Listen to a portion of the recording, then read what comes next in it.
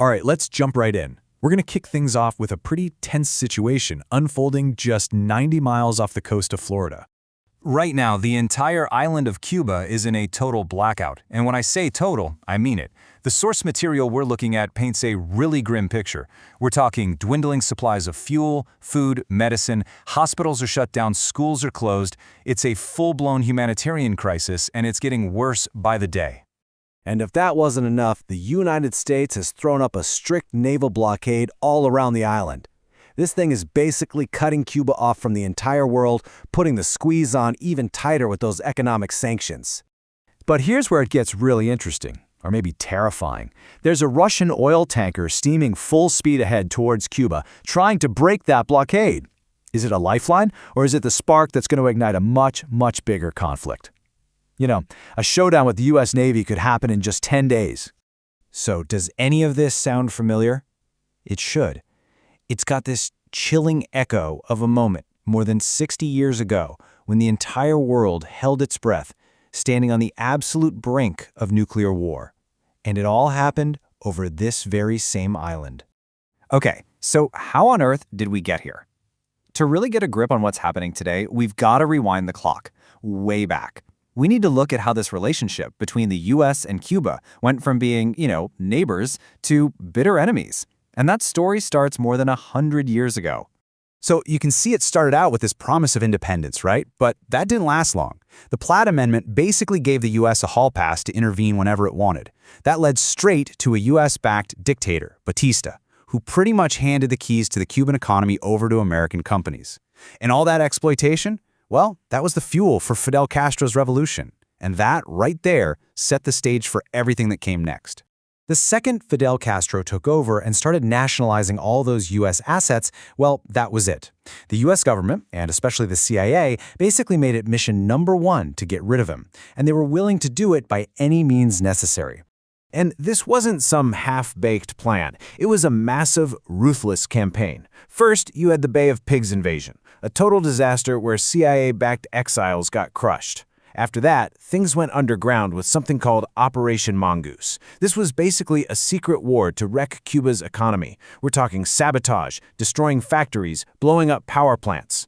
And all the while, they were pumping out propaganda to try and turn Cubans against their new leader. And here's where it gets just wild. The sheer number of times they tried to take him out is mind-boggling. According to the source material, we're talking over 650 documented assassination attempts. I mean, that's literally a world record for being the target of the most assassination plots. Incredible.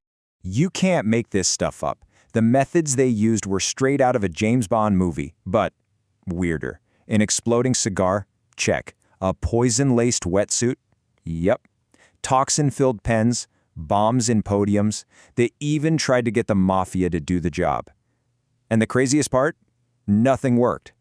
Castro dodged every single bullet. Literally, and ended up ruling for almost 50 years.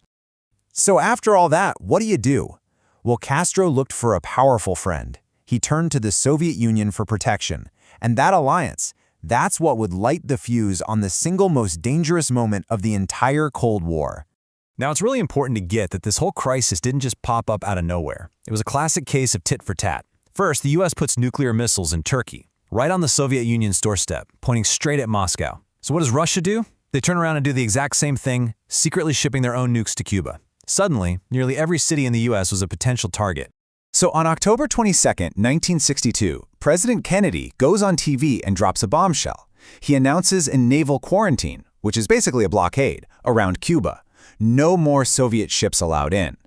For the next 13 days, the entire planet just stopped and watched. Two nuclear superpowers, eyeball to eyeball, daring each other to blink.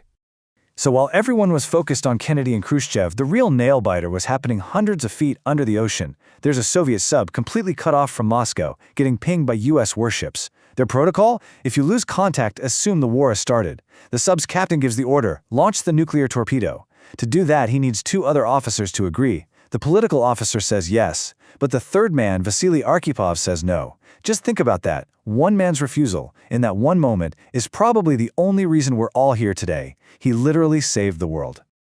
Okay, so the world didn't end. That's the good news. But just because nuclear war was avoided doesn't mean everything went back to normal. The crisis sent these massive shockwaves around the world, and the fallout was huge, reaching way beyond just the US, Russia, and Cuba. First off, the Soviet leader, Khrushchev, he was seen as the one who blinked. He looked weak, and 2 years later, he was out of a job. Then, while the two superpowers were distracted, China saw an opportunity and invaded India. And then there's this, a really controversial theory from the source material. It suggests that Kennedy's push to stop Israel from getting the bomb after the crisis is what actually led to his assassination a year later. A huge, huge claim. And all of that brings us right back to where we started, today. 60 years have passed, and while a lot has changed, the basic ingredients of this standoff, they're still very much the same. I mean, just look at the parallels. It's kind of spooky. Back in '62, the big threat was nuclear missiles. Today, it's the total economic collapse of an entire nation. The U.S. action then was a quarantine. Now it's a full-on blockade with sanctions. And Russia's role has flipped, from bringing in weapons to trying to bring in a lifeline, oil. The stakes are different, sure, a humanitarian crisis instead of nuclear Armageddon, but the players and the tension, they feel exactly the same. So that leaves us with the big question. With Cuba completely in the dark and that Russian tanker getting closer every day, what happens next?